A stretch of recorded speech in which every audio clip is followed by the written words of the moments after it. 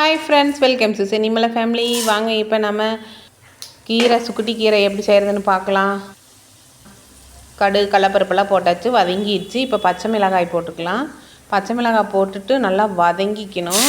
வெளிச்செண்ணெய் தான் ஊற்றியிருக்கேன். நம்ம கீரைக்கு எப்பவுமே வெளிச்செண்ணெய் ஊற்றுனீங்கன்னா செம்ம டேஸ்ட்டாக இருக்கும். அது வதங்கினதுக்கப்புறமா அதுக்கப்புறம் தான் வெங்காயம் போடணும். இப்போ வெங்காயம் போட்டுக்கலாம். வதங்கிடுச்சு. இந்த மாதிரி கலரில் வரணும் ஃப்ரெண்ட்ஸ், அப்போ தான் நல்லாயிருக்கும். காரம் தெரியாது. வெங்காயம் போட்டு வெங்காயம் வதங்கிடுச்சு. வெங்காயம் வதங்கினதும் நான் அலசி எடுத்து கட் பண்ணி வச்சுருக்கேன்.